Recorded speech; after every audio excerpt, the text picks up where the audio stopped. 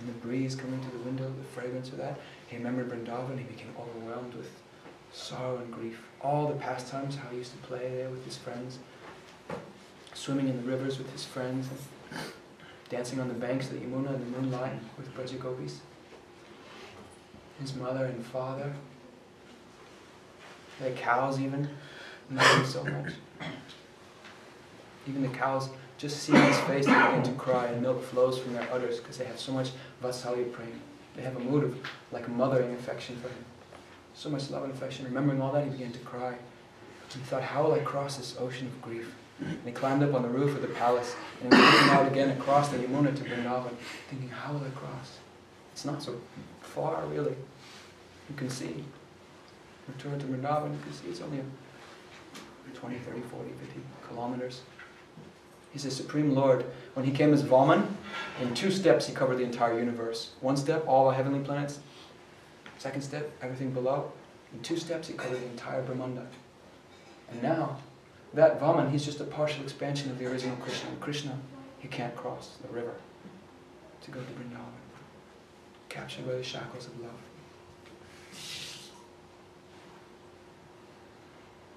And so he's looking out across, and all he can do is cry, helpless. We are helpless in this world, and we call out to the Lord to save us, save us, save us. And he saves anyone who takes shelter of him. That's his mood and his promise. Anyone, however sinful, wretched, stupid you are, you take shelter of me, I'll give you shelter and protect you. I'll deliver you and save you. Anyone, I don't care. It's his nature. But now who will save him? We're drowning in this material ocean. The ocean of material existence, we're drowning. We have no shelter, no boat, and nothing to hold on to. And we're running out of energy. It's only so long before sinking to depression. Madness, it's too much, this life actually. We're treading water as long as we can. But work is so hard, and family, so many problems, and all these things. Drowning in an ocean of problems and miseries and loneliness. And Krishna, he'll take us out from that ocean. But who's going to save him from the ocean of separation from his Brajavasis? He can't do anything but look out across and cry helplessly. And his best friend in Mathura, Uddhav. Uddhav came looking, where's Krishna, where's Krishna? He's looking from room to room in the palace. Hey Krishna, Krishna, where are you? He's running everywhere. Krishna, hey, where are you? Going house to house and into the game room and into the different dining room. And where's Krishna, where's Krishna? Finally he's like, well, maybe if I go up on the roof I can get a better view. And he came up and he saw there at the end of the roof, there's Krishna. And he came running, oh, Krishna. And as soon as he saw Krishna, so much heart surging with happiness. Krishna, hey! Running after Krishna. And came behind Krishna and caught his hand and squeezed his hand. And turned, hey Krishna! But then he looked and saw Krishna's face. Eyes closed and just streaming tears. Just streaming tears and shuddering. His garland on his chest is shuddering. The lotus flowers are wilting from the heat in his heart. And he's crying and wetting his clothes. And he can't speak. He can squeeze Uddhav's hand, but he can't speak a word. Uddhav's thinking, what is this? He knows also that Krishna is God. How is this? Hari, who takes away the suffering of all, is himself suffering. How is this possible? And he became confused. Finally, Krishna, he gained his composure and he started to speak to Uddhav. He knows, I can't go to Vrindavan, but I'll have to send a messenger. I'll have to send some message to those Braja Gopis and my mother and father. So he told Uddhav, he took his garland from his own neck and he put on the neck of Uddhav. He took his own cloth and his own jewelry and ornaments and he decorated Uddhav. And Uddhav was thinking, wow, I'm so fortunate to be wearing directly the prasadam, because he knows Shastra, he knows scripture. He knows that by taking the prasad of the Lord and wearing the garlands of the Lord, the remnants of the Lord, you can conquer Maya. He knows, wow, even by the Lord's own hand he's decorating me. You're thinking, wow, I'm so lucky. He said, listen, I need you to go quickly to Vrindavan. All my friends and my mother and father, and especially my Braja Gopis, they're suffering too much separation from me. They may die at any moment. Please take the message, my message to them, and console them somehow, pacify them. Go quickly. And he gave his own chariot, golden chariot, and just then, it was late afternoon, And Uddhav, he whipped up the horses and quickly, carrying Krishna's order, he went to Vrindavan. And Krishna could just stand in the road and watch until the chariot disappeared, and still stand watching until all the dust settled down, and still standing, just standing like a statue, watching towards Vrindavan, till some other devotees, some other people saw that Krishna was still standing in the road, and they came, "Come on, Lord, come back." And they took him back to the palace. And Uddhav, he reached just at the end of day, sundown. And Yogamaya showed him something very special. Krishna always used to tell Uddhav, "You think I'm here with you, but really I'm in Vrindavan. This is just my shadow with you.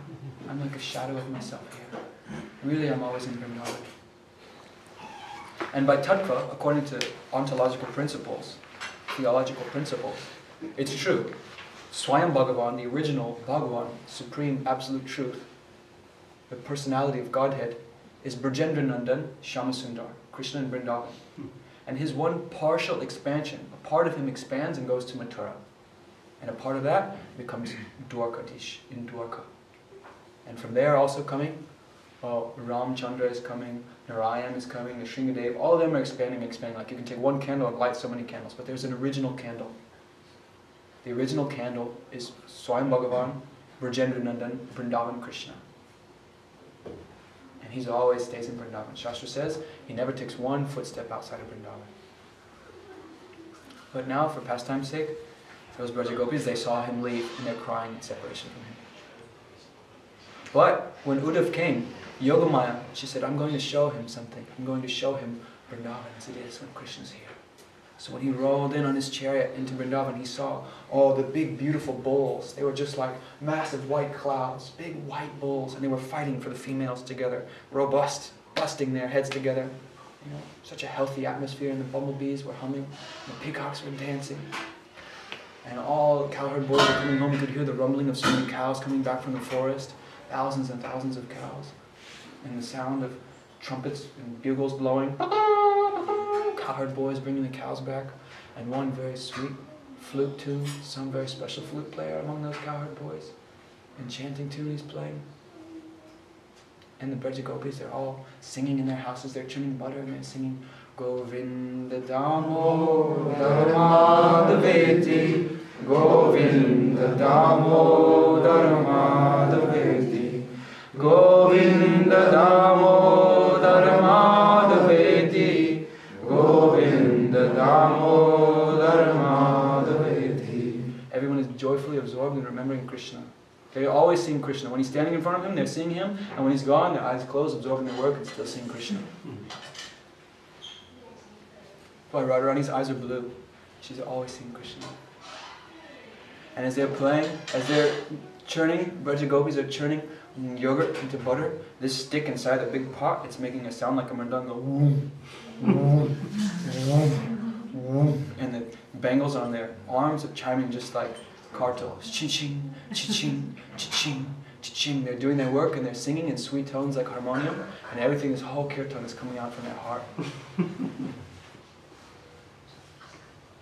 Everyone is so happy. And they're starting to light up the little lamps in all the windows in the houses, fragrant little ghee lamps to light the houses. Such a beautiful atmosphere, so rich with love, thick with love and affection. That forest of Vrindavan is so joyful because Krishna is walking there every day, all day long, barefoot, and the touch of his feet on Mother Earth's breast. All the trees are flowering and all the lotuses are blooming in the ponds, and it's so thick. Gurudev said the atmosphere is so thick with fragrance, if you tried to run, the very fragrance of the flowers would slow you down. So thick. What an intoxicating realm of prema Gurudev has just rolled into. Wow. And he understood in his heart, it's really true. Krishna's here. Krishna's always really here. And then in the next moment, Yogamaya, she pulled back that vision. She showed him what Vrindavan is now. And he saw all the trees had wept off all of their tears, fallen on the ground. So many trees you can see even to this day in places like Sevakunj and Mansarovar, so many places. Since Krishna has left, the trees, they don't stand straight anymore. They're fallen on the ground and twisted in knots, rolling around. They're also moving not like us, but they move very slowly. We move as we like, but they're moving very slowly. But if we had, stop motion picture, you can see that those trees are actually rolling on the ground. They're rolling in separation, have wept off all of their flower petals have fallen to the ground, bumblebees are rolling in the dust. Everything is pathetic. No one is hurting the cows. The cows are just, wherever they were when Krishna left, they just sat down there and they haven't moved. They're not eating grass. Shri Radha Govinda Ji ki jai. Sachinandan Gaur Hari. All the calves are just crying. They're not drinking their mother's milk.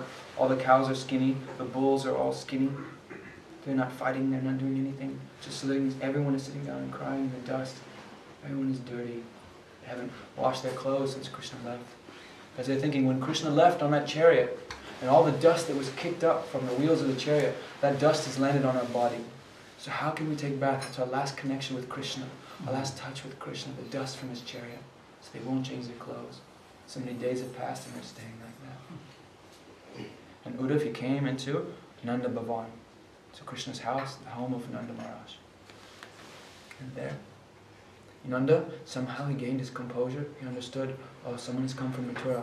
Maybe it's Krishna's friend. Maybe some news from Krishna. So he gained his composure and he came out and tried to be a good host. Oh, my dear Uddhav, thank you for coming. Please come inside. And he gave him a place to rest and to wash his feet and something to eat. Then finally, after Uddhav was rested from his journey and fresh clothes, and he came into Krishna's living room, he's thinking, wow, I'm in Krishna's house. This is so wonderful. This is so joyful. They must be so happy living here in Krishna's house. His mother and father.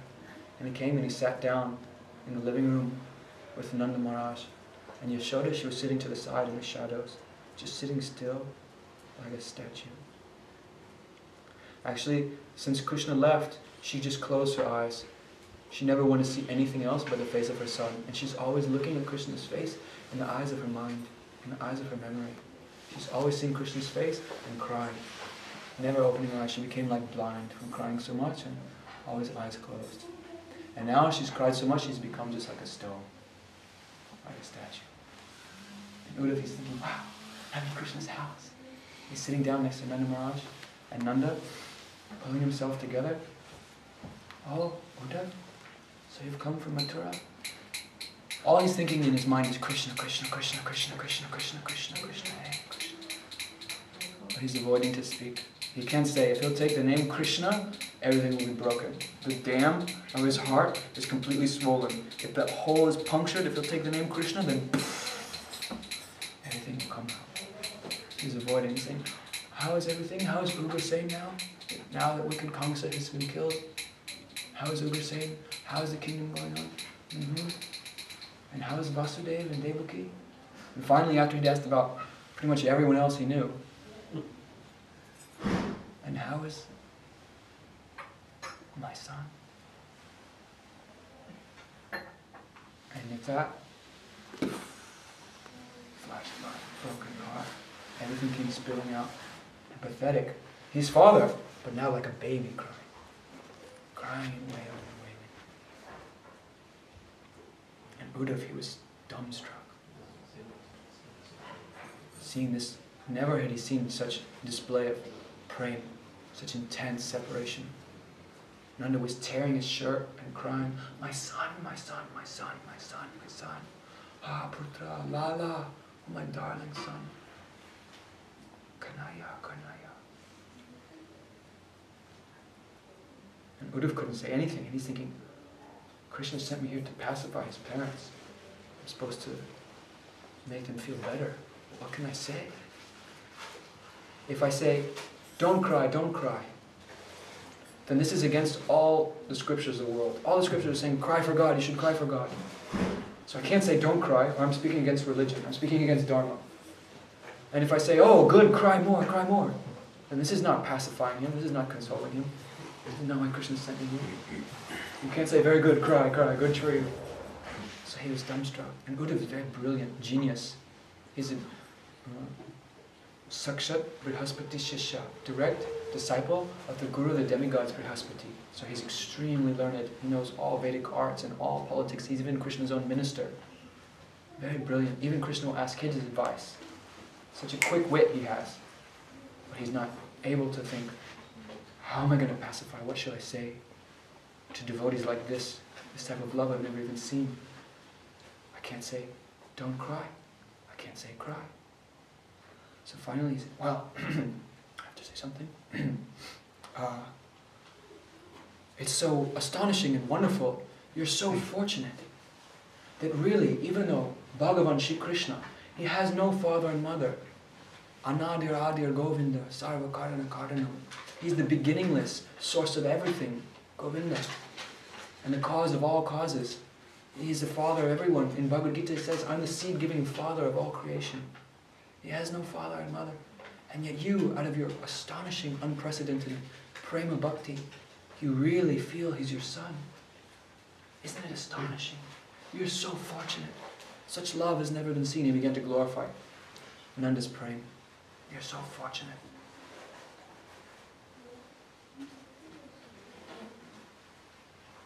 Because Krishna has no father, no mother. But you really think you are. But he's God. And you have such a love for God, like a son. And then Nanda, he started to understand what Uddhav was saying. He said, Uddhav, I heard you were so brilliant. I heard you were so intelligent. I see you're speaking like a baby, like a foolish child. You're saying so many crazy things. You're saying, first of all, that Krishna is God. But I know the symptoms of God. I worship Narayan. I know that he's full of shanta, peacefulness, and self-composed. But my son, every day he's crying for butter. If he doesn't get his way, then what does he do? He becomes angry, and he breaks the pots in the house. Just having a temper tantrum. God will do this. God becomes hungry. God is self-satisfied. And now he's hungry. God will cry for butter. God will cry for sweets and buttermilk. I've seen how the ladies, Krishna is so much mad for sweets that as a child, the village ladies would come and they would say, I'll give you half a laddu, but you have to dance for me. And Krishna being so hankering for that little thing, when my son was 2 years old, with just Krishna when he was small, village children, they don't wear any clothes. Just completely naked and a little bell around their hips. So that the bell is dingling and the mother, as she's doing the work in the house, she knows where the baby's gone. She can hear where he is. Keep an ear on him while her eyes are busy. And so little Krishna, naked little beautiful little boy, he's Ananda Swarup, he's the very form of ecstasy. And now being controlled by the love of Nanda and Yashoda, that supreme all-pervading Vishnu, Supreme Lord, he's been forced by their love to take the form of a tiny little helpless child, just to accept the love that they want to give him like a mother and a father. He's overwhelmed by their love and forgets. And the village ladies are saying, I'll give you half a laddu if you dance. And so Krishna puts one hand on one hip and one hand on his head. A little boy dancing naked with bells on his hips. For the village ladies. He's like a dancing puppet for them. My son is a dancing puppet for sweets. This is God? Oh, he's hankering for sweets? And when he can't get his way, he's angry? Every day he's crying. Every day he's angry. Every day he's mischievous. So you're very crazy. I thought you were very intelligent, Uddhav, but I'm disappointed. Saying my son is God. So first of all, you don't know who is Krishna, you don't know what is God either. What do we talk about? And second of all, you don't know how to pacify. You're trying to make me feel better, but you're saying, oh, that Krishna is not my son, he's actually God. So now, not only have I lost my son, I've lost God. I had God, I didn't know it, and I lost God. Not just I lost Krishna, but I lost God. And this is supposed to make me feel better? Uddhav, please, think about what you're saying. But I know that my son is not God. And like that, Uddhav didn't know what to say. And Nanda, he began to speak more and more childhood pastimes of Krishna. Because Uddhav said, maybe you're always sitting in this room, always crying. But maybe you should get some fresh air. Go for a walk outside, your mind will be fresh. And Nanda said, I can't go anywhere. If I walk on the banks of the Yamuna, I see Krishna's shining jewel-like footprints there in the sand. Still there. I come to a place where, one time when Krishna was small, we came to take bath on a holy day. His mother and we brought him to bathe. And I was bathing in the Yamuna, and his mother came to bathe, and she told Krishna, you just stay here for 1 minute. But he can't listen to anything his mother says. He's such a restless child. And he wandered up toward the banks, and he saw one beautiful flower inside a bush. And he opened that bush, and he went inside to pick the flower. But as soon as he got inside and he let go, the bush closed behind him, and it was full of thorns. And he couldn't get out. And he began to cry, Maya, Maya, Maya, Baba, Baba, mother, father, mommy, daddy, help me. He got stuck in the thorn bush. And his mother came and she said, oh, I told you to stay put. Now you have to stay there for the rest of your life. I'll come and bring you some food, but you're going to have to grow up and live in the bushes for the rest of your life. Maya, no, take me out, take me out. No, I told you. And then finally, when he had cried, and she finally okayed, she took him out and took on her lap. She began to give her breast and covering with her veil over his head. And she's looking in his eyes, and he's looking in her eyes, and they're both drowning in this ocean of Vatsalya praying. Lost in their own world, mother and son. I saw that. And when I walk, oh Uddhav, on the banks of the Yamuna, I remember all these pastimes and my heart breaks open again and again and again. I can't go anywhere, I can't do anything. Everywhere I turn, everywhere I look, everything reminds me of my son. And hearing this, Yashoda, she began to wail and cry in the shadows. She began to cry, and she was soaked with breast milk flowing, so much vatsalya, so much parental motherly love coming in her heart. She was a flood of love for her son. And like this, the whole night passed, and Nanda Maharaj just absorbed in Krishna Katha. All these pastimes, as they awoke in his heart, they just flowed from his mouth, one after the next, after the next, after the next.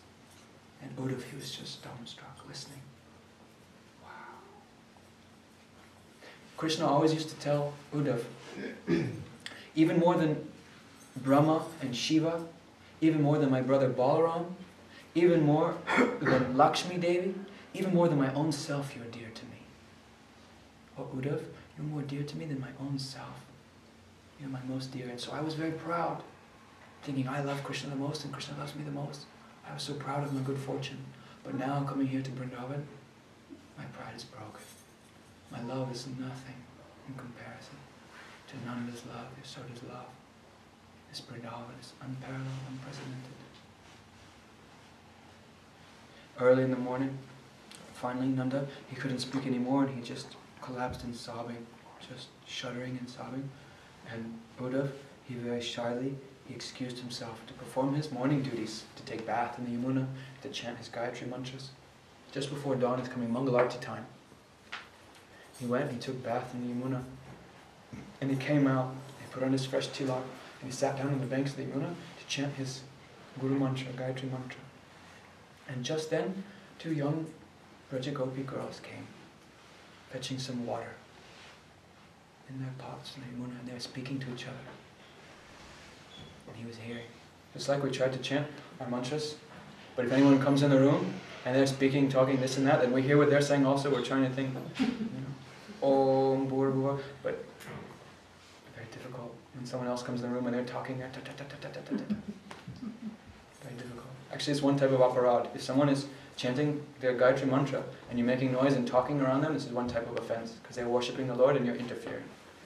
So you should be careful to respect. But Uddhav, he's chanting and he's trying to absorb, but he's hearing. And the gopis are saying, in the early morning, just the first rays of light are starting to come. The black night is turning a little bit purple, a little bit pinkish. And they're drawing water from the moon, and one said, hey Sakhi, did you see one chariot came yesterday to Nanda Baba? She said, yes, I saw it. It's that same golden chariot that took our Krishna. And the other gopis said, yeah, we heard that Kamsa has died. And now to do his sacrificial fire, to make the offering for him, maybe someone's come to take the hearts of Brajagopis. They've taken Krishna, now maybe they'll collect the hearts of the Brajagopis for oblations in the fire. Finish the job. That Akrura took our Krishna, and we're not dead yet. Maybe he came to finish the job, take our hearts, and put in the burning fire. Kamsa's yogya. And Uddhav saying, oh my God, why did I come on that chariot? Why did I come on that chariot? Why did I come on that chariot? So many things they were speaking. He never heard of such talk. How they were criticizing Krishna. And finally, he stirred and he came out and he offered pranam from afar. And they noticed him and they came close. And Krishna, Uddhav, he looked so much like Krishna. Same complexion. So much absorbed since his whole life in thinking of Krishna. He looked kind of like Krishna. And now he's wearing even Krishna's own garland. Krishna's fragrance is coming from his body. Krishna's own clothes are on his body. But gopis, they know Krishna. They know Krishna. speak to him. So many things they discussed with him and invited him, come with us. They asked him one question. Because usually if a stranger comes, young girls, they won't speak with him, they keep their veil on their head. But so much separation, they know he's come from Krishna. He smells like Krishna. Krishna sent him. Maybe Krishna sent him with a message for us. And so, without any shame or shyness, they opened their hearts to him and they started to ask him a question. Oh, Uddhav, you're famous for your knowledge. So tell us, answer us one question. Every kind of love in this world has a cause. There's some reason that everybody loves somebody else in this world. A bumblebee loves a flower when it's full of nectar. But when the season is past and the flower wilts, the bumblebee will never visit that flower again. And deer, they go in the meadow when there's grass, fresh grass. They love there. They're sporting and jumping and playing in the meadows and eating grass when the grass is fresh. But when winter comes and the grass is finished, they leave that meadow and they go somewhere else. They never visit it again. The birds love the forest, but if there's a forest fire and the forest loses all its foliage, the birds will fly away and find another place. A student loves his teacher while the teacher is giving him knowledge. But after he gets his degree, he goes off and makes his own in the world and forgets that teacher forever. A prostitute, she loves a rich man as long as there's money in his pocket. When money's finished, love is finished. And that rich man, he loves a prostitute as long as she's young and beautiful. When her beauty is finished, love is finished. Every kind of love in this world is actually business. Go visit Telly. Every kind of love has a cause. And when that cause is complete or finished, the love is finished. Because the foundation is the cause. It's a business transaction. When the business deal is done, okay, chalo, adios. But we love Krishna for no reason, for no cause. And still this love is broken.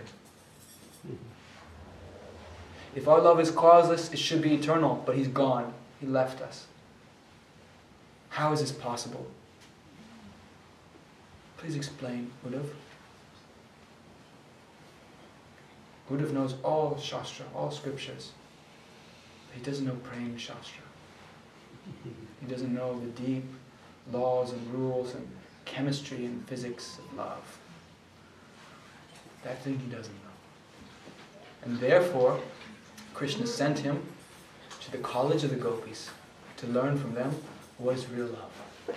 So that when Uddhav comes back to Mathura, having been educated by them, now Krishna will have one person finally in the whole world he can open his heart to, who will help him share the burden of his pain. Because there in Mathura he's crying all the time in separation, but he can't tell anyone. Because no one in Mathura can understand what love it is that he's longing for, what the love of Vrindavan is that he's missing. They can't comprehend it, how they'll understand. We're in the same predicament. We have pain in our heart, but there's no one that can really understand us. We try again and again to make friends, to fall in love. Mother, father, we try to open our heart. Cannot, there's a limit. No one can understand, really. Only someone who's actually inside your heart, God and Guru, they can know. Pure Vaishnavas, real saints, those who know love, they'll know our heart. Then we can open our heart to them. Otherwise it's a loss of energy. You can feel worse sometimes. You try to open your heart to someone, and they don't understand, you feel more alone and more frustrated. So Krishna, like that, alone in Mathura, he sent Uddhav get trained up and come back so that he can have someone, one shoulder to cry on. The Lord who gives solace and shelter to everyone, he needs a friend, he needs a shoulder to cry on. Only Bhagavatam is telling this. So, he failed, couldn't answer, he doesn't know Prem Shastra, couldn't explain. I don't know why. Why did Krishna leave? Such love they have, such love these Braja Gopis have, unparalleled anywhere in the world. Why did he leave? He didn't know. So they took him and they brought him, come with us. They took him into one clearing in the forest. And that clearing was shining gold and kunja, one grove full of gold and vine. And so many gopis were there, collected there and crying, sobbing. It didn't sound, couldn't tell, are they singing or are they crying or what? Because so melodious. Singing and weeping and everything all at once. And those gopis, they parted for Uddhav to see there one bed of wet lotus petals. One very beautiful young girl. Shri Radha Thakurani. She's lying on a bed of wet lotus petals. Lotus is very cool. And then more splashed with Yamuna water. And laying her on that. Why? Because she's burning with the fever of separation from Krishna. Everything they're doing, every moment they're giving new flower petals. And as soon as she lays on that, they just burn up. They're wet and cool. And immediately they twist like burning husks and turn to ashes. Her limbs are so beautiful and golden. But burning, shining with such a heat from her heart. And they're grinding so much sandalwood. You know, sandalwood is very cool, chandan. And they make sandalwood paste, and they're rubbing on her limbs, on her arms to keep her cool. But by the time they wipe from shoulder to wrist, by the time they reach to her wrist, already it's flaking and falling off. Like you put your tilak, and some hours later it's flaking and falling off dry. First we make some paste with water, and it's wet for a while, then dry, and then dust after so many hours.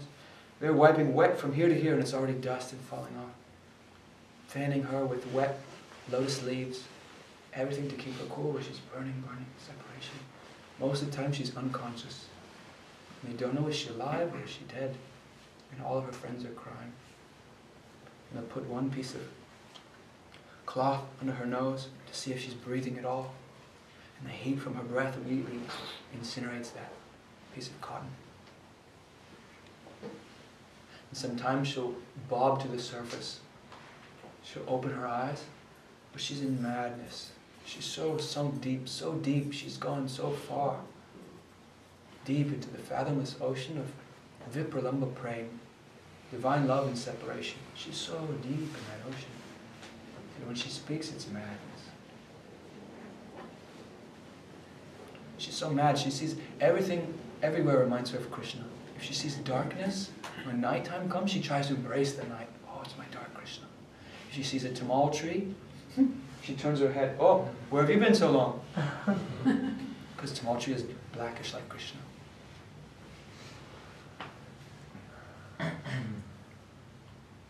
Everything reminds her of him. In madness, this kind of thing comes. When one is really high-class devotees, when they're always absorbed in the Lord, they'll see either the Lord everywhere, or they'll see the Lord is speaking to me through everything. Gurudev said to an intelligent person, everything is Guru. You learn from everything. Especially when we're absorbed, remembering so much remembering, then there's no more karma for a devotee. There's no karma for him. Looks like when Giridhari Prabhu makes khichdi and salad and some drink and some sweet, and we put it on the altar and we close the curtain and we give it to Krishna. And 15 minutes later, Raghunath Prabhu takes it out and puts it back in the pot, and we all take that for dinner. It looks like rice and beans and leaves and spinach and water. Looks like the same material things, but it's not. It's Satchidananda. It's transcendental. And by taking that, we become purified actually. You eat something that's not offered, and the karma of that, even if it's a carrot, anything, will bind you. But if you take prasadam, it actually sets you free. It cuts your bonds. It looks the same. In the same way, when someone surrenders to Sri Guru, when one takes initiation, all of our karma, like we put this bhoga for Krishna to eat on the altar, we put our whole life, my whole karma, my whole history, my hopes and dreams and my faults and my everything I'm giving to you. I'm yours and you're mine, my soul. Then after we walk out of the room, mantra in our ear, thread around our shoulder, we walk out and it looks like we still have karma. And we still have a material body. Material body's made of karma. We still have problems with our family. We still have trouble getting work. We still get sick. All these things are karma. It looks like karma, but it's not. That prasadam that comes back looks like rice and dal, but it's Satchidananda. It's transcendental. Condensed mercy. Everything that's coming in devotee's life is condensed mercy. Satchidananda. It's not karma.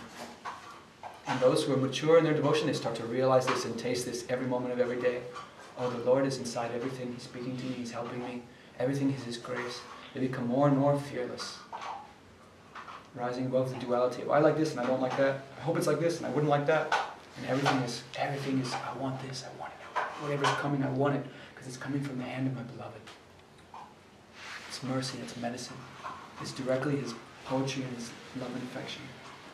So high class, we're to speak of sadhaks like that in this world. We're to speak of pure Mahabhava Swarupini Srimati Radhika. She opened her eyes and see everything is Krishna, or everything is Krishna's messenger. Just then when Uddhav came, one bumblebee came near her, buzzing, seeing her lotus feet, and her feet are so fragrant, like more than a host of lotuses together, more than a field of roses, everything. The fragrance of her lotus feet puts all fragrance in the world to shame. All fragrances in the world become shy in the presence of her lotus feet. Tat padam jaganda bandharataram, tad brindavanam tad bhaje. I worship that Vrindavan, which is perfumed by the lotus fragrance of the feet of the divine couple. Raghunath Das Goswami saying. So she sees a bumblebee. Oh, you cheater. Open her eyes and see, oh, you cheating messenger. Don't touch my feet. I know where you're coming from Mathura. Now Uddhav's thinking, she's talking to me? He's also black like Krishna. And the bumblebee is also black. She's talking to a bee, but everything she says, Uddhav is thinking, she's talking to me. Oh, I know that you've come from that Mathura, from that Lord of Mathura. I know you've come from Krishna. He's a cheater and his servants and friends will also be cheaters. Don't touch my feet. And so when he saw this person so sunk in so much deep Krishna praying, he wanted, the first thing came in his heart, oh, I should touch her feet. Because in the feet of the sadhu, in one particle of dust on the feet of a real sadhu, all their bhav is there, all their moods are there. When we pray, oh Gurudev, give me the dust of your lotus feet, give me the shade, the shelter of your lotus feet, it means I want the mood that you have in your heart. Not just that someone's like, oh, he's a great devotee, he has pure bhakti, he's an embodiment of bhakti. What kind of bhakti? What mood?